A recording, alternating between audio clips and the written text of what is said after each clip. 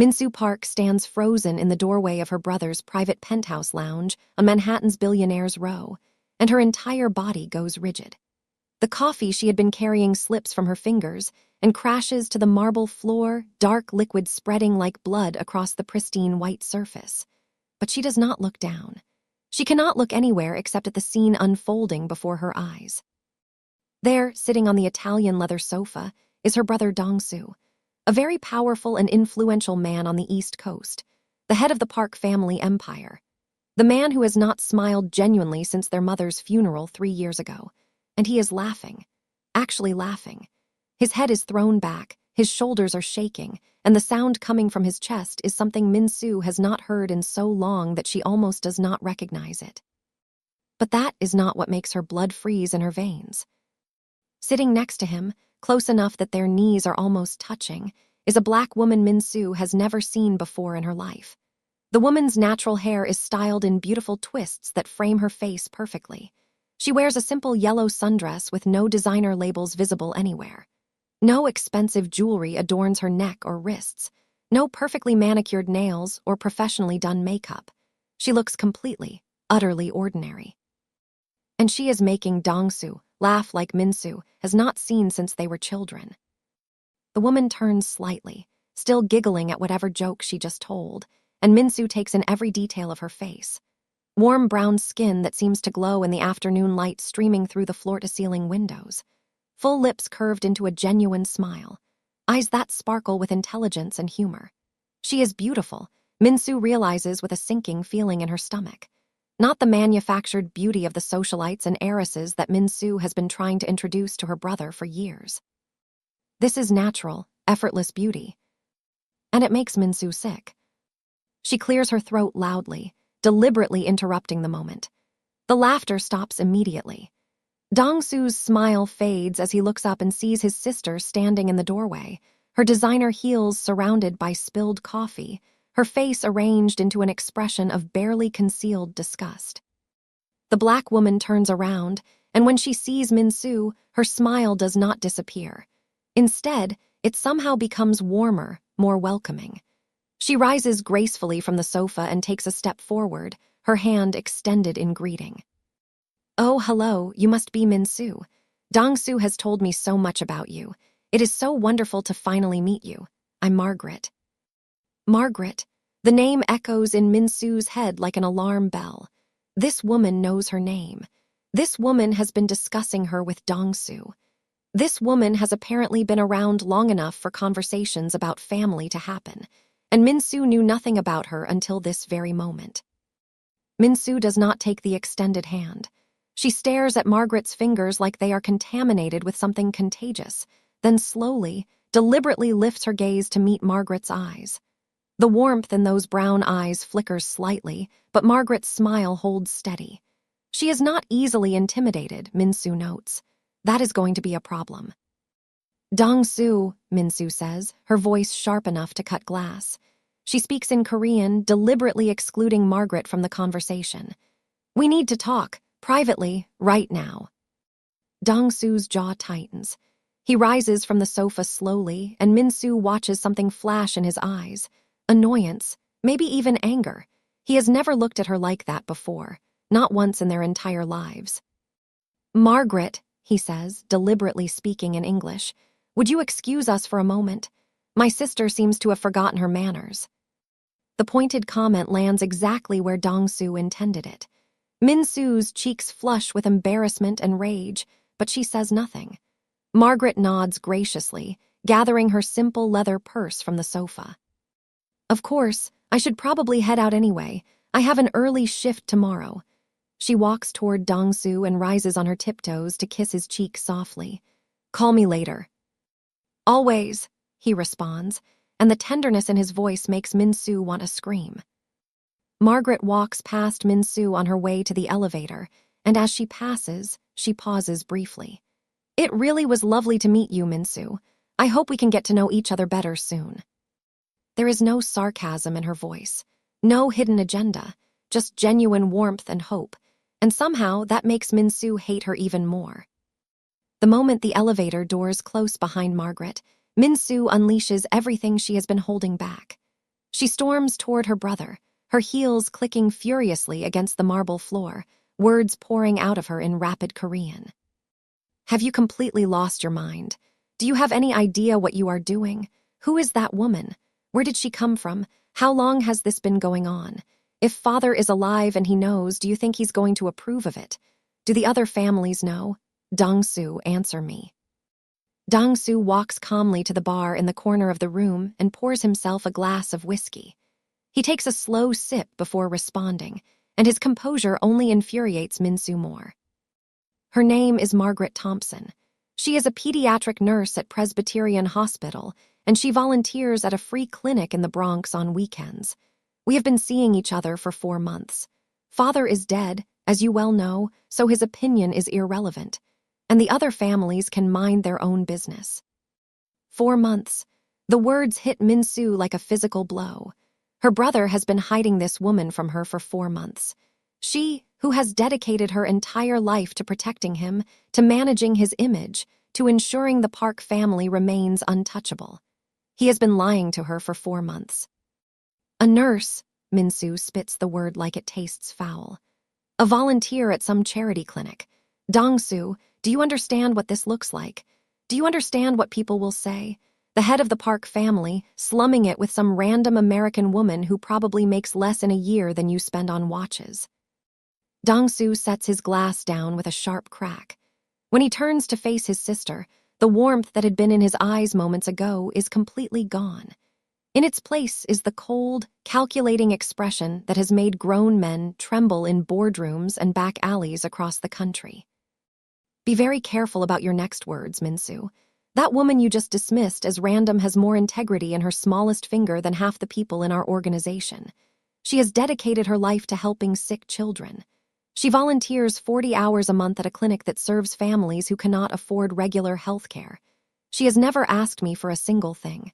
Not money, not gifts, not connections, nothing. Min-soo laughs bitterly, and the sound is ugly in the beautiful room. Oh, please. Every woman wants something. She is playing the long game, brother, making you think she is different, so when she finally reveals what she really wants, you will be too blinded by whatever spell she has cast to see the truth.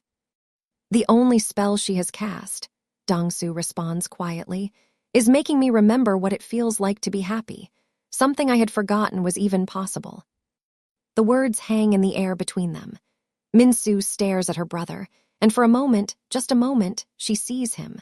Not the powerful head of the Park family, not the cold businessman who controls an empire worth billions, just her older brother, the boy who used to sneak her extra dessert when their father was not looking, the teenager who taught her to ride a bike in the garden of their family estate, the young man who held her hand at their mother's funeral when she was too broken to stand on her own. But then the moment passes, and all Min-soo can see is danger, weakness, vulnerability. Everything their father taught them would get them killed in their world. She will destroy you, Min-soo whispers. Maybe not today, maybe not next month, but eventually she will be your undoing. I will not stand by and watch that happen. Dong-soo picks up his glass and finishes his whiskey in one long swallow. When he sets it down again, his decision has been made. Then do not watch. But know this, little sister, Margaret is not going anywhere. And if you make any move against her, if you try to interfere in any way, you and I will have a very different conversation, one you will not enjoy. He walks past her toward his private office, and just before he disappears through the door, he pauses. Have someone clean up the coffee you spilled. It will stain the marble. The door closes behind him, and Min-soo stands alone in the massive room. Surrounded by luxury and power, and everything their family has built over generations. Her hands shake at her sides.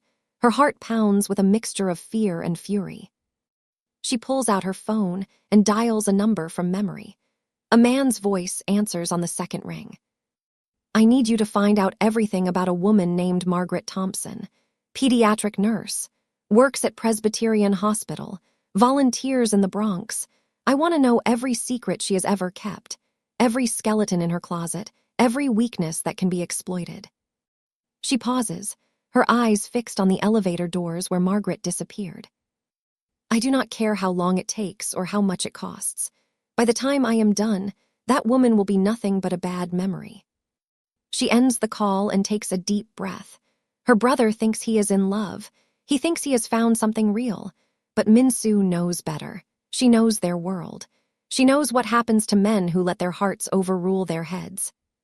She will save Dong-soo from himself, whether he wants to be saved or not. This is war. Min-soo has just declared war on Margaret. But here is the question you need to think about. Is she really protecting her brother, or is there something deeper driving her hatred? What do you think is really going on here? Drop your theory in the comments right now. And if you have not subscribed to this channel yet, what are you waiting for? Please click the subscribe button and do well to like the video as well. Now, let's continue. 1 week later, Min-soo sits in the study of her private estate in Greenwich, Connecticut. The room is decorated in cold, modern elegance, all sharp lines and neutral colors, reflecting the personality of its owner. Across from her sits Gerald Hutchins, the most expensive private investigator on the East Coast. His reputation for discretion and thoroughness has made him the go-to man for the wealthy elite who need problems to disappear. He slides a thick manila folder across the polished mahogany desk. Min-soo opens it immediately, her eyes hungry for ammunition. Margaret Elizabeth Thompson, Gerald begins in his gravelly voice. 29 years old, born and raised in Newark, New Jersey. Father was a construction worker who died in a workplace accident when she was 11. Mother was a home health aide who raised Margaret and her younger brother alone. Put herself through community college while working 2 jobs. Eventually became a nursing assistant, then studied for her RN while her children were in school. Min-soo flips through the pages impatiently. Birth certificate, school records, employment history, nothing useful yet. Mother passed away 2 years ago from ovarian cancer. Margaret was at her bedside for the final 3 weeks, using up all her vacation time and sick days. The younger brother, Terrence, is 24, currently pursuing his MBA at Rutgers on a partial scholarship. Lives with Margaret in a modest apartment in Hoboken. Get to the point, Min-soo snaps. What are her secrets? What is she hiding? Gerald shifts uncomfortably in his chair. In 20 years of investigating cheating spouses, corrupt politicians, and criminal enterprises, he has rarely encountered a subject as clean as Margaret Thompson. That is the thing, Ms. Park. There is nothing. No criminal record, not even a parking ticket. No debt beyond her student loans, which she has been paying down consistently for 7 years. No scandals, no affairs, no suspicious behavior. She goes to work, she volunteers at the clinic, she takes care of her brother, and she occasionally goes on dates with your brother. That is the extent of her life. Min-soo slams her palm against the desk, making Gerald flinch. Everyone has secrets. Everyone has something they want to hide. Dig deeper. Talk to her coworkers, her neighbors, her ex-boyfriends. Someone somewhere knows something that can be used. Gerald nods slowly, but there is hesitation in his eyes. Ms. Park, I have to ask, this woman seems completely legitimate. Are you certain you want to pursue this, if your brother finds out? My brother will thank me when this is over, Min-soo interrupts coldly. Just do your job. I am not paying you to question my decisions. Across the Hudson River in Hoboken, Margaret's apartment is small but filled with warmth. Every surface holds photographs or mementos from her life. Her mother's favorite armchair sits by the window, still positioned exactly where she liked it for the best afternoon light. Terrence's MBA textbooks are stacked on the kitchen counter next to a half-empty pot of coffee. The walls are painted a soft yellow that makes even the grayest days feel sunny. Margaret stands in front of her closet, trying to decide what to wear for dinner with Dong-soo. It still feels surreal that this is her life now. 4 months ago, she was just a nurse working double shifts to make ends meet. Now she is dating a man whose world is so different from hers that sometimes she feels like she is living in a dream. Terrence appears in her doorway, arms crossed over his chest. At 24, he has their mother's gentle eyes and their father's stubborn jaw. He watches his sister hold up 2 different dresses, her face scrunched in concentration. The blue one, he says, it brings out your eyes. Margaret smiles at him through the mirror. Since when do you know anything about fashion? since my big sister started dating a billionaire, and I realized I need to step up my game if I ever want to compete." The joke lands, but there is an undertone of concern in his voice that Margaret does not miss. She sets down the dresses and turns to face him fully. "What is really on your mind, Terry?" He sighs and comes into the room, sitting on the edge of her bed. "I have been hearing things, Mags, about the Park family, about what they really do behind closed doors. I know you think Dong-soo is different, but—" "He is different," Margaret interrupts gently but firmly. "I have seen sides of him that the rumors do not account for. Did you know he donated $300,000 to the clinic last month? Anonymously. He did not even tell me about it. I only found out because Mrs. Chen in administration let it slip. That does not change who his family is, what they have done." Margaret sits down next to her brother and takes his hand. "Our father worked construction for a company that cut corners on safety to save money. He died because they valued profit over human lives. Does that make everyone in construction evil? Does that mean every contractor is a murderer?" Terrence shakes his head reluctantly. "That is not the same thing, Mags." "Maybe not exactly, but Dong-soo is not his father. He is not his family's history. He is trying to be something different. I have seen him, Terry, really seen him. And the man I see is worth taking a chance on." Terrence is quiet for a long moment.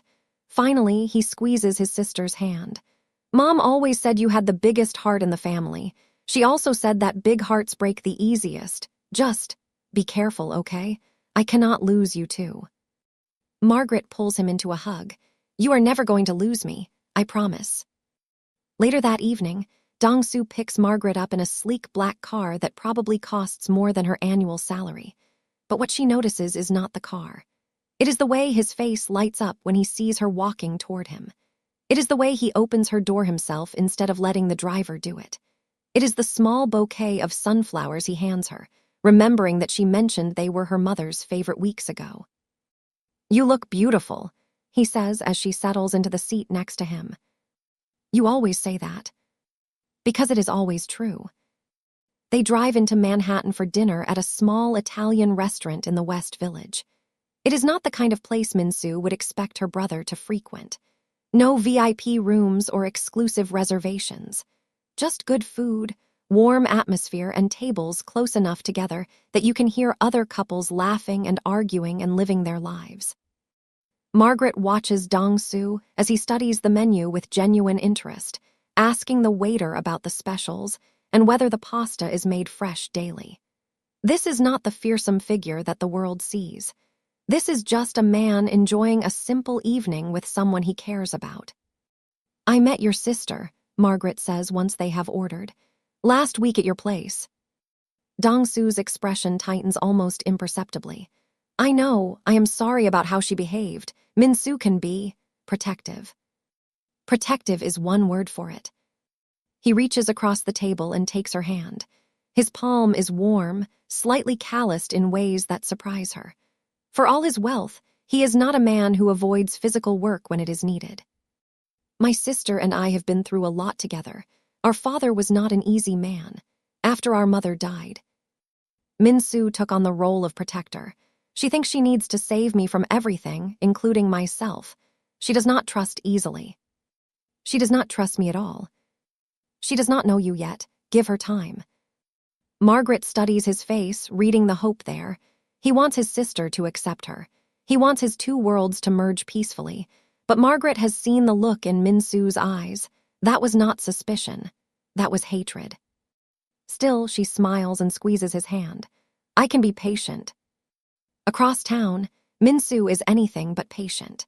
She paces her hotel's suite at the Mandarin Oriental, phone pressed to her ear, fury building with every word Gerald Hutchins speaks. "I talked to everyone I could find.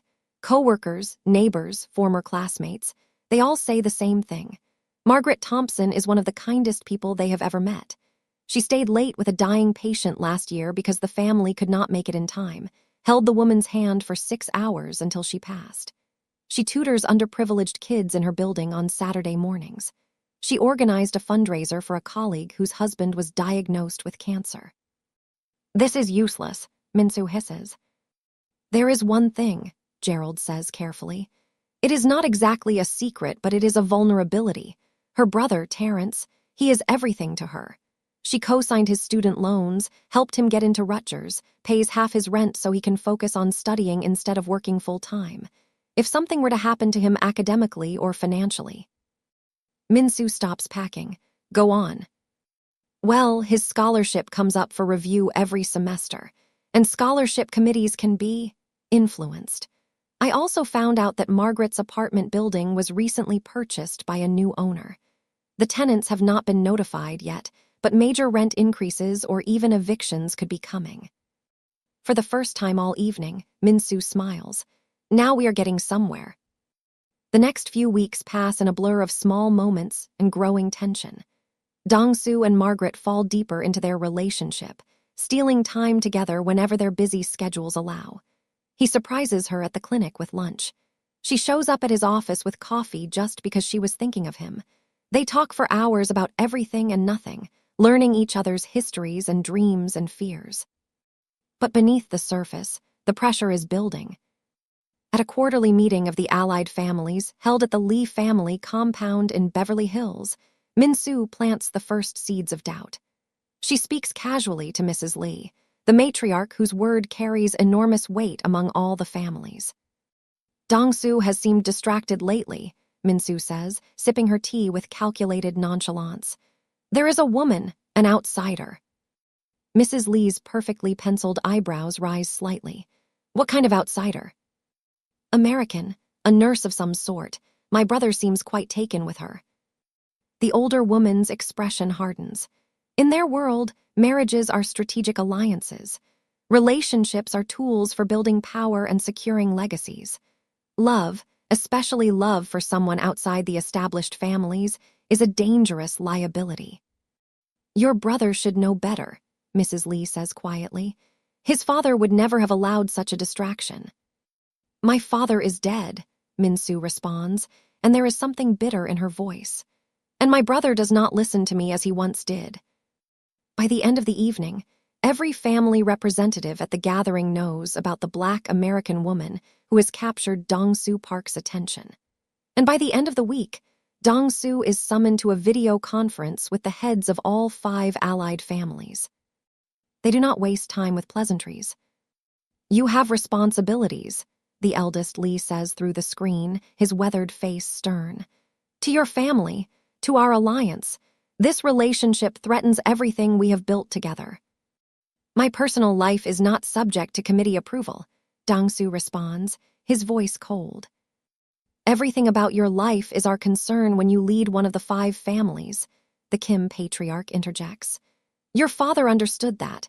We had hoped you would as well. My father was a tyrant who died alone and unloved, Dongsu says flatly. Forgive me if I choose a different path. The screens erupt in protests and objections.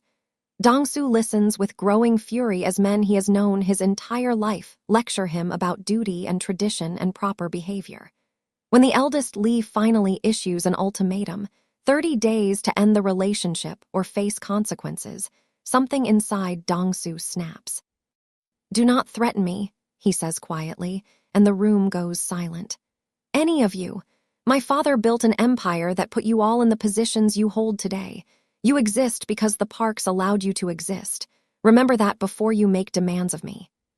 He ends the call with a single click, then sits in the silence of his empty office, his hands trembling with rage.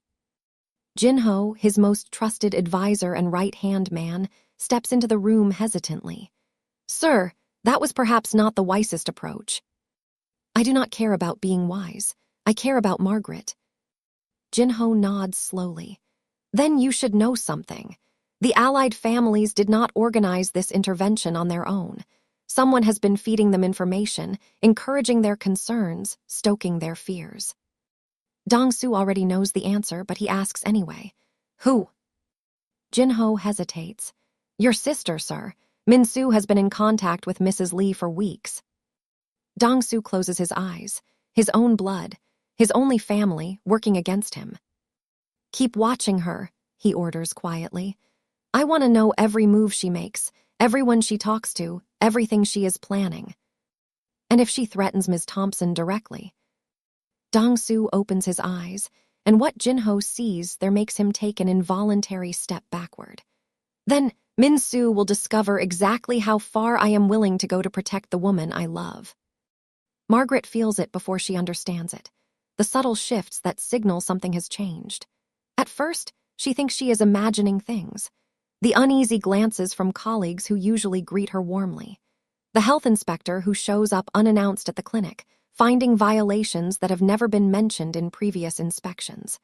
The letter from her landlord announcing that the building has new owners and all tenants must vacate within 60 days. Then Terrence calls her, his voice shaking with confusion and fear. They're auditing my scholarship, MAGs, something about irregularities in my application from 3 years ago. If they find anything wrong, I could lose my funding. I could lose everything. Margaret sits down heavily on her couch, her mind racing. One thing could be coincidence. 2 things could be bad luck. But 3 things happening simultaneously to the 2 most important aspects of her life. That is not a coincidence. That is a coordinated attack. She tries to call Dong-soo, but his phone goes to voicemail. She calls again an hour later. Same result. By the 3rd attempt, she stops trying. Maybe he is in meetings. Maybe he is busy with family business. Or maybe he is finally seeing what his sister wanted him to see all along. That night, Margaret cannot sleep.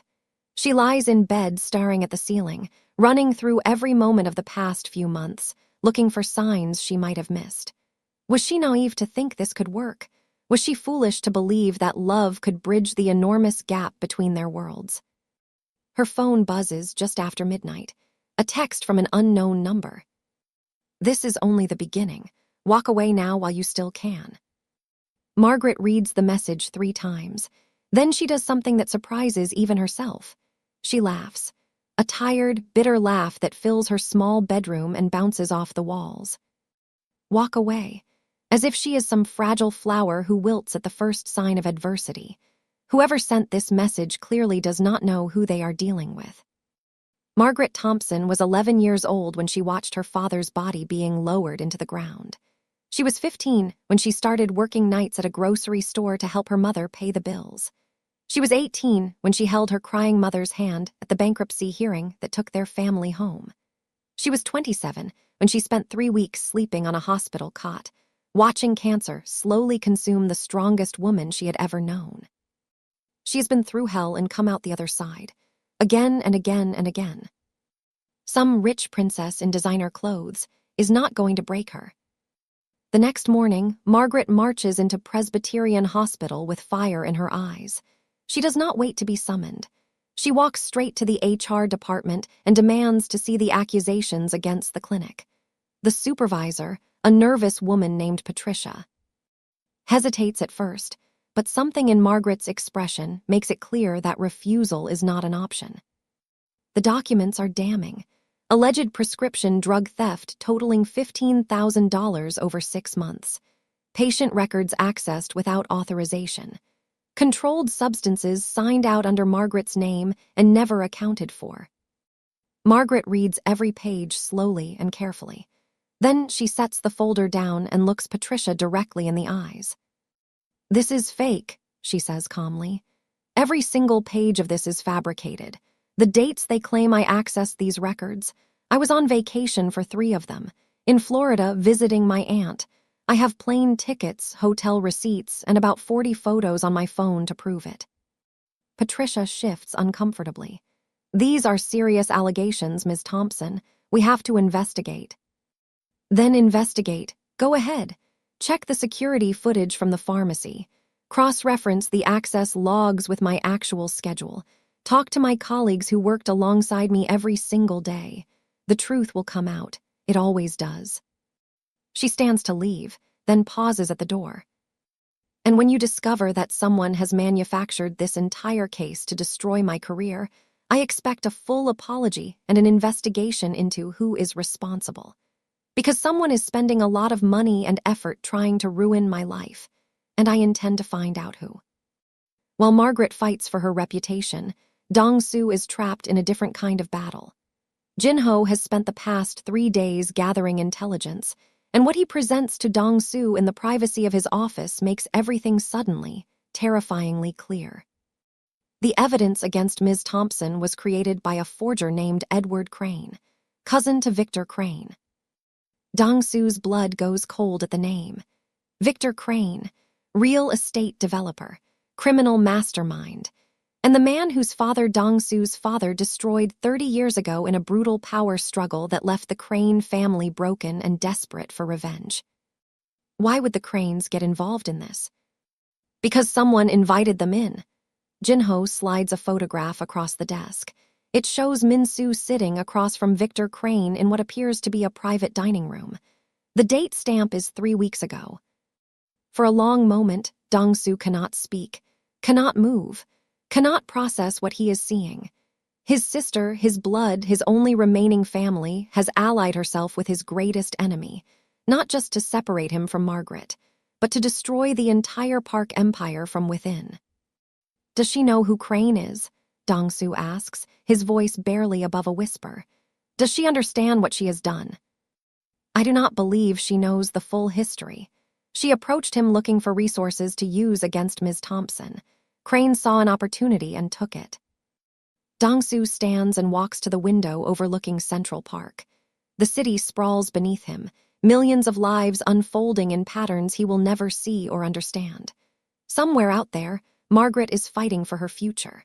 Somewhere out there, his sister is plotting with their oldest enemy. And here he stands, caught between the two women who matter most to him, unable to protect either one from the other. What are my options? Jinho considers carefully before responding. If you expose Min-soo's alliance with Crane to the other families, she will be finished. Exile, disgrace, possibly worse, but you will have destroyed any chance of reconciliation with your only sister. And if I do not? Then Crane will continue to use her. The attacks on Ms. Thompson will escalate, and eventually, Crane will have enough inside information to bring down the entire park operation. Dong-soo closes his eyes. There is no good choice here. There is only survival and sacrifice, the two constants of his entire life. Arrange a meeting with my sister. Tomorrow, at our mother's grave. She cannot refuse that. And Ms. Thompson. I will go to her tonight. She deserves to know what is happening. She deserves to choose whether she still wants any part of this. But Margaret chooses first. When Dong-soo arrives at her apartment that evening, she is sitting on her couch surrounded by documents and evidence. Her eyes are red from exhaustion, but clear with determination. She does not wait for him to explain. I know someone is targeting me. The clinic, my apartment, Terrence's scholarship, it is all connected. Your sister. Dong-soo sits down beside her and takes her hands. Yes, but it is worse than that. She has partnered with a man named Victor Crane, my family's oldest enemy. He is using her to get to me. Margaret processes this information with surprising calm. So we are pawns in someone else's game. Not pawns, targets. Is there a difference? Dong-soo almost smiles despite the gravity of the situation. Pawns cannot fight back. We can. Margaret squeezes his hands. I am not going anywhere. I told your sister that the day I met her, and I meant it. But I need to know something first, if this gets worse. If choosing me means losing your sister forever. Can you live with that? The question hangs between them like a blade. Dong-soo has asked himself the same thing every night for weeks, and every time he arrives at the same answer. When I was young, my mother told me that the heart knows things the mind cannot understand. That love is the only thing in this world worth risking everything for. I did not believe her. I thought she was weak, romantic, naive. But she was right. I know that now. Because when I imagine a future without you, it is empty, meaningless. But when I imagine a future without Min-soo, it is painful but survivable. That tells me everything I need to know. Margaret pulls him close and holds him tightly. For a long moment, they simply breathe together, drawing strength from each other's presence. Then we fight together, she says finally. Whatever comes. The cemetery in Westchester is peaceful in a way that the rest of the world never is. Rolling green hills dotted with white headstones stretch toward the horizon, and ancient oak trees provide shade from the late afternoon sun. Dong-su stands before his mother's grave, reading the familiar words on the marble marker for what must be the 1,000th time. Park Soo-yeon, beloved wife and mother, her love was endless, her grace was boundless, her spirit lives on. He hears Min-soo's footsteps approaching before he sees her. She walks slowly, almost hesitantly, clutching a small bouquet of white lilies, their mother's favorite flowers. When she reaches the grave, she places them carefully at the base of the headstone and bows her head in silent prayer. For a moment, they stand together in silence. Brother and sister, the last of their bloodline, united by loss and divided by choices. "Do you remember what she used to say when we fought?" Dong-su asks quietly.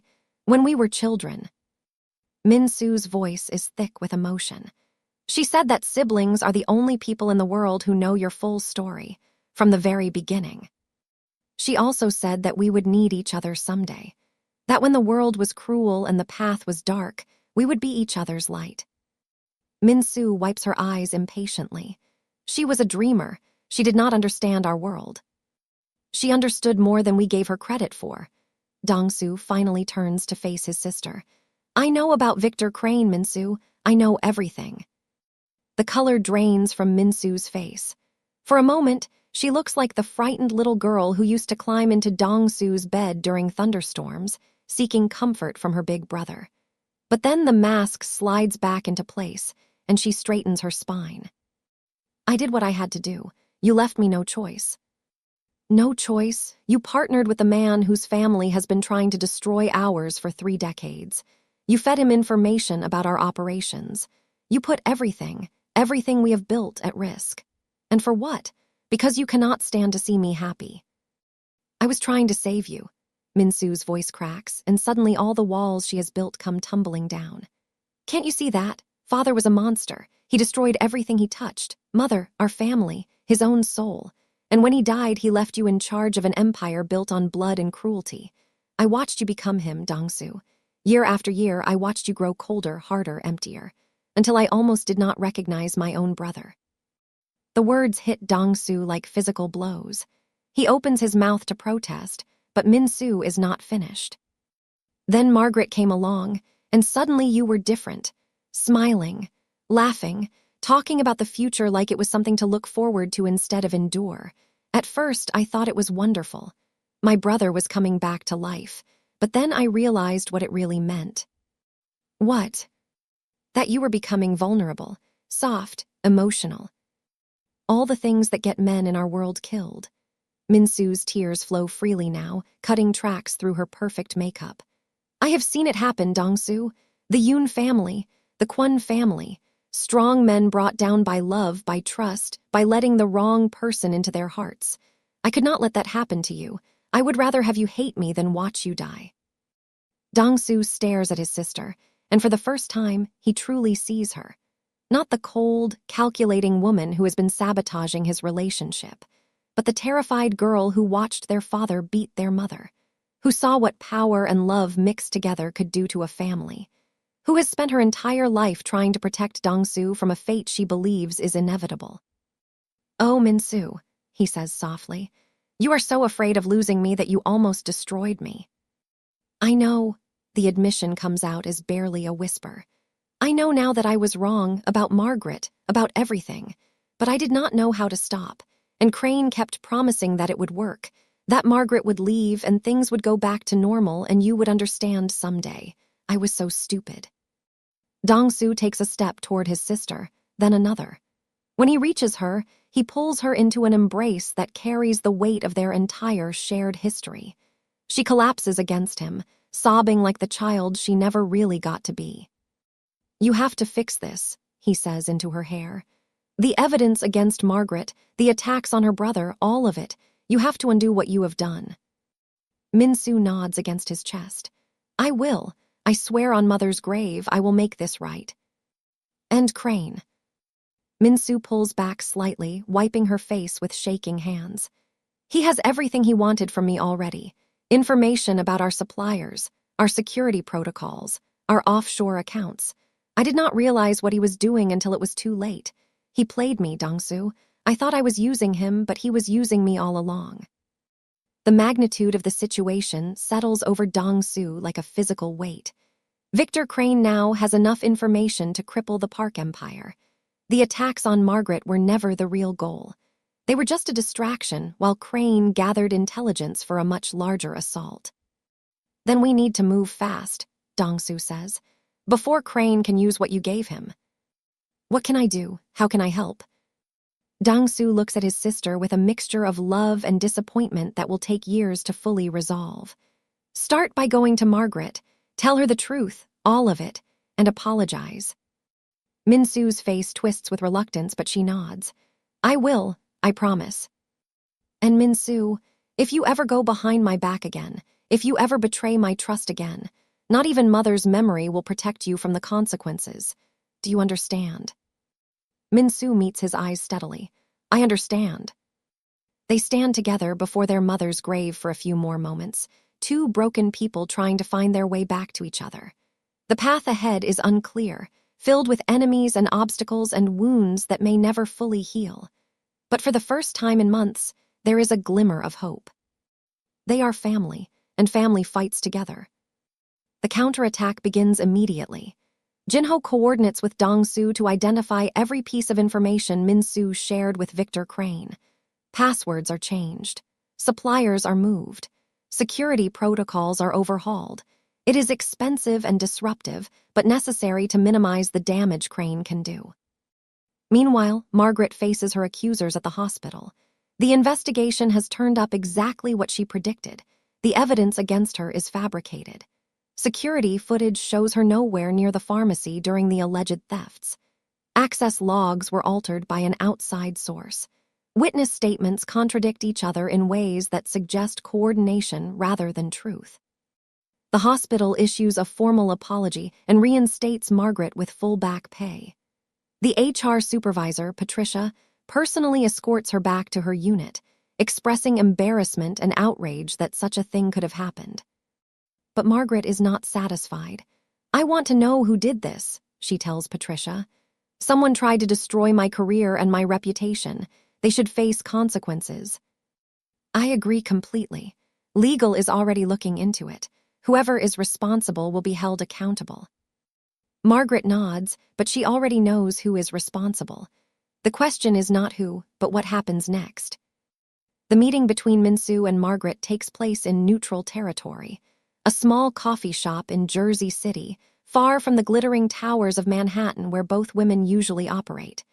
Min-soo arrives first, dressed simply by her standards, no designer labels visible.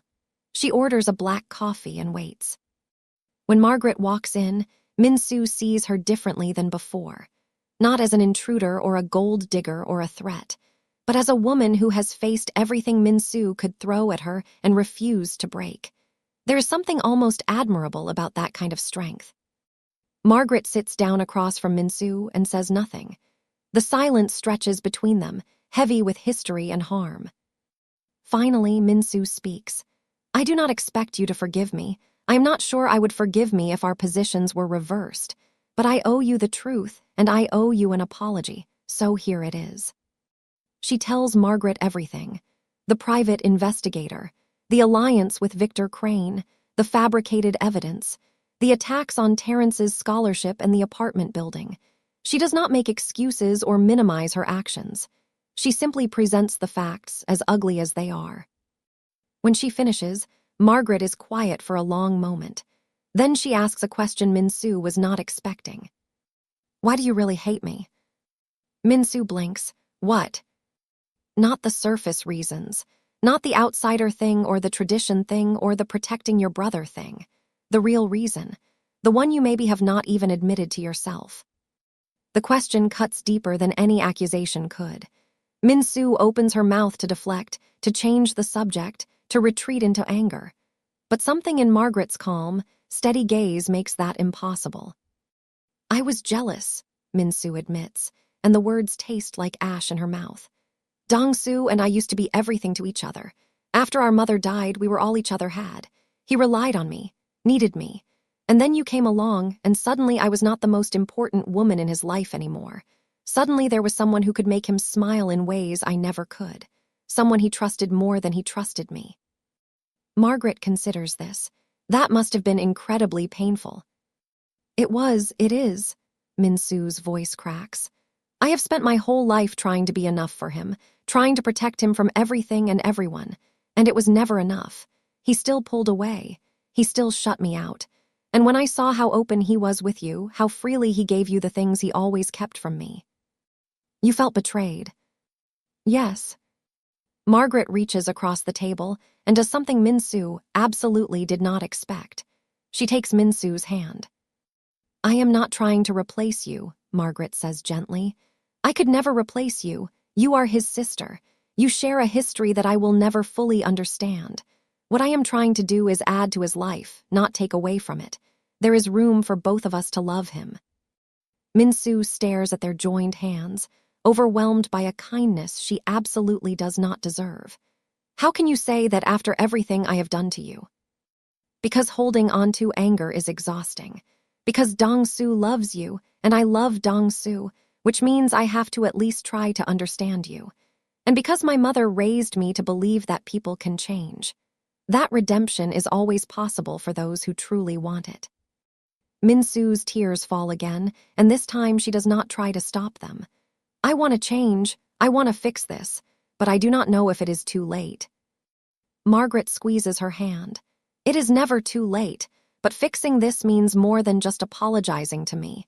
Victor Crane is using the information you gave him. He is planning something, and if we are going to stop him, we need to work together. Together? You, me, Dong-soo, whatever comes next, we face it as a family.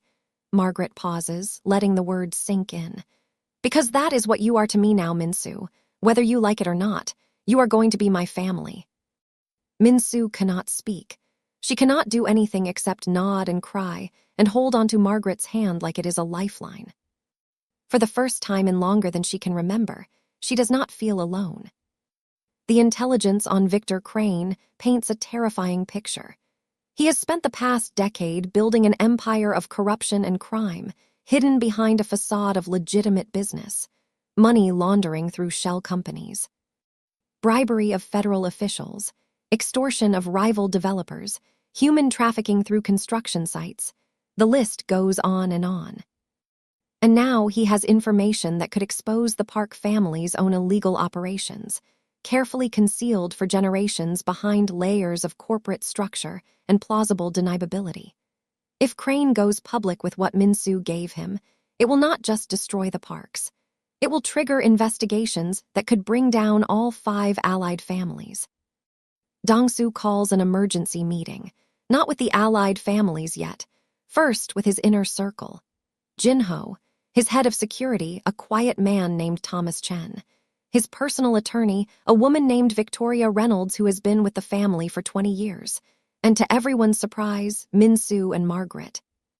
They gather in the war room of the Park family headquarters, a secure facility designed to resist surveillance of any kind. Dong-soo stands at the head of the table, his face grim but determined. Victor Crane has enough information to destroy us. We have 3 options. First, we pay him off. Give him whatever he wants in exchange for his silence. That will not work, Victoria says immediately. Blackmailers never stop at one payment, and Crane does not want money, he wants revenge. Second option, we go to the authorities ourselves. Turn over evidence of Crane's crimes and hope that the investigation focuses on him rather than us. Thomas shakes his head. Too risky. There is no way to control what an investigation might uncover. Which leaves option 3. Dong-soo's voice hardens. We destroy Victor Crane completely, his business empire, his reputation, his allies. We take away everything he has until he is no threat to anyone. The room is silent. Finally, Margaret speaks. How do we do that without becoming the very thing we are fighting against? Dong-soo meets her eyes. We use his own weapons against him. Crane built his empire on secrets and lies. We expose them, not through violence, through truth. Jin-ho nods slowly. We have been gathering intelligence on Crane for years, waiting for the right moment. We have evidence of his money laundering schemes, his connections to corrupt officials. his involvement in covering up workplace deaths at his construction sites. And I have access to his inner circle, Minsu adds quietly. He still thinks I am on his side. I can get more. Victoria leans forward. If we can get this evidence to the right people, federal prosecutors, investigative journalists, rival families who have been hurt by Crane, we could bring him down without ever exposing ourselves. It is risky, Thomas warns. If Crane realizes what we are doing before we are ready. Then we move fast, Dongsu says. We have 1 week. 1 week to gather everything we need and coordinate our attack. By the time Crane realizes what is happening, it will be too late. Margaret looks around the room at the faces of people she barely knew a month ago. A billionaire crime boss, his right-hand man, a security chief who could probably kill her without leaving a trace, an attorney who has witnessed things that would give her nightmares for years. And she is sitting among them, planning the takedown of a monster, like this is the most natural thing in the world. Her mother would be horrified, or maybe she would be proud. It is hard to say. The week that follows is the most intense of Margaret's life. She continues working at the hospital, maintaining the appearance of normalcy, while every spare moment is consumed by the operation against Crane. She coordinates with Terrence, whose scholarship audit mysteriously evaporates once Minsu makes a few calls. She works with Victoria to prepare legal documentation that protects her and her brother from any fallout. Minsu, meanwhile, plays the most dangerous role. She maintains contact with Crane, pretending to still be his ally, feeding him false information while extracting every secret she can. It is terrifying work. One wrong word, one suspicious glance, and Crane will know he has been betrayed. But Minsu is not the same woman she was a month ago. The fear that used to paralyze her has been replaced by something stronger, the determination to prove herself worthy of the second chance she has been given. On the 5th day, she hits the jackpot. A private dinner with Crane at his estate in the Hamptons, where he drinks too much wine and speaks too freely about his plans. She records everything on a device Jinho provided, hidden in her designer clutch. The recording captures Crane admitting to bribing 3 federal judges, ordering the destruction of evidence in a wrongful death lawsuit, and planning to use the Park family secrets to extort them for $100 million over the next decade. When Minsu delivers the recording to Dongsu, her hands are still shaking, but her eyes are clear and proud. This is enough, Jinho confirms after reviewing the evidence. This is more than enough. Victor Crane is arrested on a Tuesday morning, in front of the federal courthouse in Manhattan, where he was scheduled to appear for a routine hearing on one of his many pending lawsuits. The cameras capture everything. The shock on his face, the federal marshals placing him in handcuffs, the crowd of reporters shouting questions he cannot answer. The charges are devastating. 17 counts of money laundering, 12 counts of bribery, 6 counts of obstruction of justice, 3 counts of conspiracy to commit fraud, and buried in the middle of the indictment, almost as an afterthought, 4 counts of extortion related to his attempted blackmail of the Park family. The news cycles erupt. Crane's face is everywhere, paired with headlines about his decades of corruption and crime. His business empire begins to crumble within hours. Partners distance themselves, investors flee, properties are seized. By the end of the week, the man who once thought he was untouchable is facing the very real possibility of spending the rest of his life in federal prison. But Crane is not going quietly. From jail, he manages to get a message to a reporter at a major newspaper. He wants to make a deal. He has information about the Park family, he claims. Enough to bring down one of the most powerful criminal organizations on the East Coast. In exchange for leniency, he will tell them everything. The reporter contacts Dongsu's attorney for comment. Victoria handles the call with practiced calm. Mr. Crane is facing serious charges and is clearly desperate to avoid consequences. Any allegations he makes should be viewed in that context. The Park family is a legitimate business enterprise with nothing to hide. But behind closed doors, the tension is thick enough to choke on. He is bluffing, Jinho insists. The information Minsu gave him is outdated. We have already changed everything. He might have kept records we do not know about, Thomas counters. We cannot assume we are safe. Dong-su silences them both with a look. We wait. Crane has to prove what he claims, and he cannot prove what does not exist anymore. Let him dig his own grave. Margaret watches the drama unfold from the periphery, trying to reconcile the world she has entered with the values she was raised on. She knows what the Park family is. She knows the things they have done, the laws they have broken, the people they have hurt. And yet she also knows Dong-su, the man who reads to sick children, the man who cries at sad movies, the man who has risked everything for her. Can both things be true? Can a person be a criminal and still be good? She does not have answers, only questions, and the uncomfortable certainty that her life will never be simple again. The prosecutors decline Crane's offer. Without corroborating evidence, his allegations are worthless. And the evidence he thought he had, the secrets Min-soo shared, lead nowhere. Changed passwords, moved accounts, different suppliers. It is as if the information was deliberately designed to be useless by the time he tried to use it. Which, of course, it was. Crane's trial lasts 3 weeks. The evidence against him is overwhelming. Witness after witness testifies to his crimes. Documents and recordings pile up until the jury has no choice but to convict. When the verdict comes, Dong-su is in his office, watching the live coverage with Jin-ho, guilty on all counts. The judge schedules sentencing for the following month, but everyone knows what is coming. Victor Crane will die in prison. It is over, Jin-ho says quietly. Dong-su shakes his head. It is never over. There will always be another Crane, another enemy, another threat, but today we won, and that is enough. 6 months after Victor Crane's conviction, Margaret stands in the doorway of the newly renovated Bronx Community Health Center, watching the ribbon-cutting ceremony with tears in her eyes. The building that was once crumbling and underfunded is now a state-of-the-art facility, equipped with the latest technology and staffed by some of the best medical professionals in the city.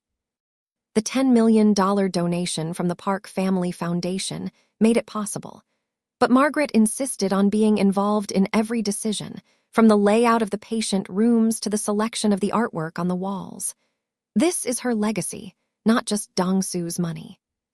Terrence stands beside her, beaming with pride. He graduated from Rutgers last month, top of his class, and has accepted a position at a consulting firm in Boston. But before he leaves, he wants to see what his sister has built. Mom would be so proud of you, he says, slipping his arm around her shoulders. She would be proud of both of us. Margaret leans into her brother's embrace. We made it, Terry. We actually made it. The relationship between Margaret and Min-soo has transformed into something neither woman expected, genuine friendship. It did not happen overnight. There were months of awkward conversations, painful honesty, and tentative trust-building. But slowly, steadily, they found common ground. They both loved Dong-su, though in different ways. They both lost their mothers too young. They both know what it means to fight for survival in a world that does not care about their struggles. Now, Min-soo is a regular presence at family dinners. She and Margaret go shopping together, arguing about fashion choices and gossiping about celebrities. It is strange and wonderful and nothing Min-soo ever imagined for herself.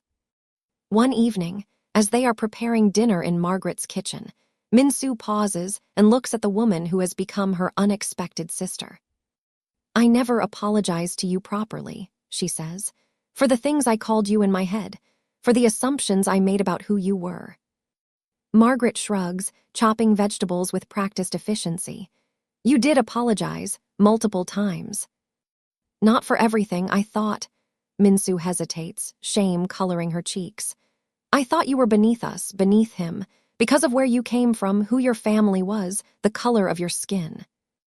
Margaret sets down the knife and faces Min-soo directly. I know. You knew. Of course I knew. I have dealt with people like that my whole life.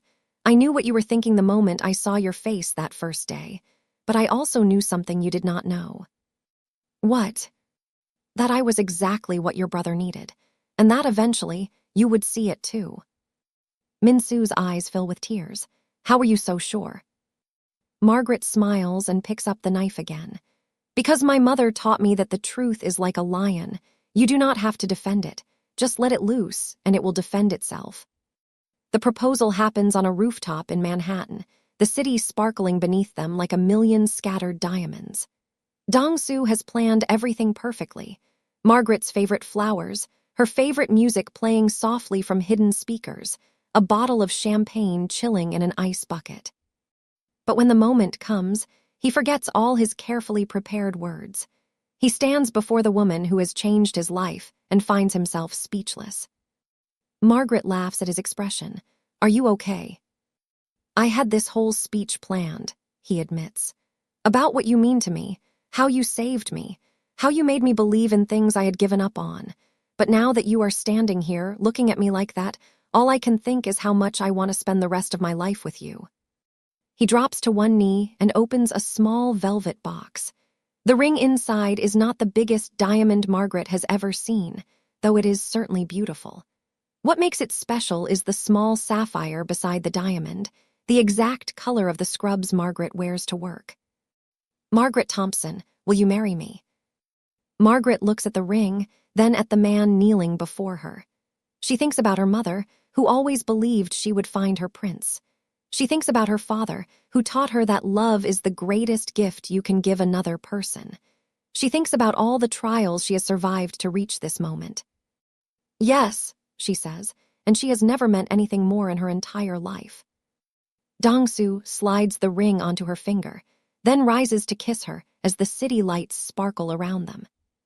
The wedding takes place at a private vineyard in Napa Valley, California, 1 year after the proposal. The rolling hills are painted gold and green by the summer sun, and the air smells of grapes and roses and happiness.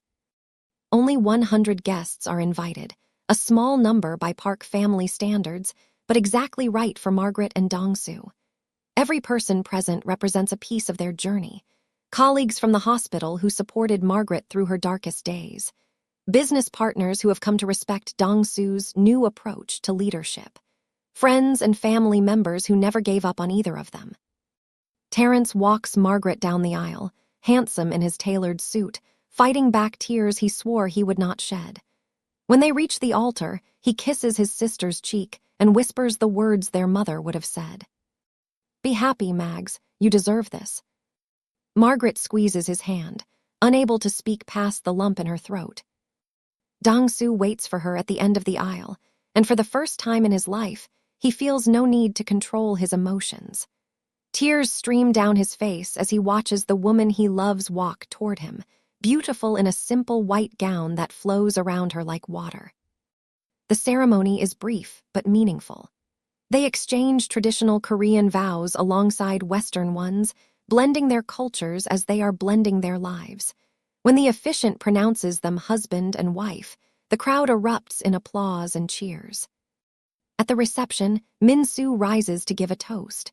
The room falls silent, many guests remembering the rumors about her opposition to the relationship.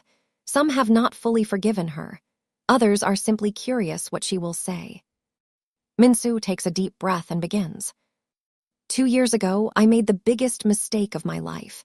I looked at Margaret and saw a threat, an outsider, someone who did not belong in our world. I could not see past my own fear and jealousy to recognize what my brother saw from the very beginning. She pauses, gathering herself. Margaret is the best thing that ever happened to our family, not because she is perfect, because she is real. She challenged us to be better. She forgave when she had every right to hate. She showed us that love is not a weakness to be guarded against, but a strength that can transform everything it touches. Min-soo raises her glass. To Margaret and Dong-soo, may your love continue to transform everyone fortunate enough to witness it. And may you always remember that you have a sister who loves you both and will spend the rest of her life trying to deserve the second chance you gave her. The room raises their glasses in unison. Margaret wipes tears from her cheeks. Dong-soo puts his arm around his new wife and mouths, "Thank you," to his sister across the room. Min-soo smiles back, and for the first time in years, it reaches her eyes. 3 years later, Margaret and Dong-soo stand in the living room of their home in Palo Alto, watching twin girls toddle across the carpet toward a pile of brightly colored toys. Grace, named for Margaret's mother, has her father's dark eyes and serious expression.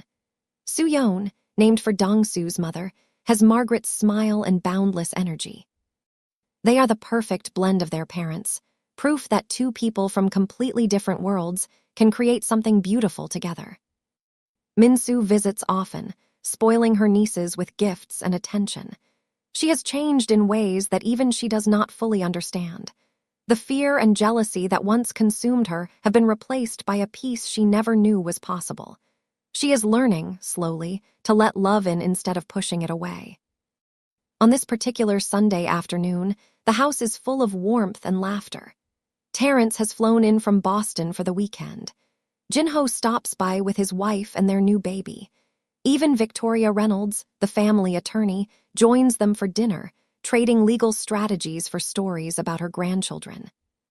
Later that evening, after the guests have left and the twins are asleep in their cribs, Margaret and Dong-soo sit on their back porch, watching the sun set over the California hills. "Did you ever imagine this?" Margaret asks, leaning her head on her husband's shoulder. "This, a home, a family, two perfect daughters." Dong-soo kisses the top of her head. "I imagined power, money, control, all the things my father taught me to value, but this is better than anything I ever dreamed." "Your mother would be proud. She would love you. She would have loved you from the first moment she saw you stand up to me at that clinic, refusing to let me bully my way past you." Margaret laughs at the memory. It seems like a lifetime ago now, that first meeting. Two strangers from different worlds, circling each other with suspicion and attraction, and something that would eventually become love. "I was so scared that day," she admits. "I thought you were going to have me fired or worse. And instead I came back the next day, like a lovesick fool." "You were not lovesick, you were intrigued." "Intrigued, lovesick, what is the difference? The result was the same. I could not stop thinking about you, could not stop wanting to see you again, could not stop imagining what it would be like to hear you laugh, to see you smile, to touch your hand." Margaret turns to face her husband, studying the face she has come to know better than her own. The lines around his eyes from smiling, the gray at his temples from stress and time, the softness in his expression that only appears when he is with her or their daughters. "I love you," she says simply. "I love you too, today, tomorrow, forever." The story of Dong-soo Park and Margaret Thompson becomes legend in both their worlds. In Korean social circles, it is whispered about as a cautionary tale or a romantic fairy tale, depending on who is telling it. In Margaret's community, it is held up as proof that love can conquer any obstacle, any prejudice, any barrier. But for Margaret and Dong-soo, it is simply their life, ordinary and extraordinary at the same time, filled with challenges and triumphs, arguments and reconciliations, moments of doubt and moments of perfect certainty. The Korean Mafia boss found his queen in the most unexpected place. And the black woman his sister once hated became the heart of the family. Not because she changed who she was to fit their world, but because she stayed true to herself and dared them to change instead. And in the end, they did.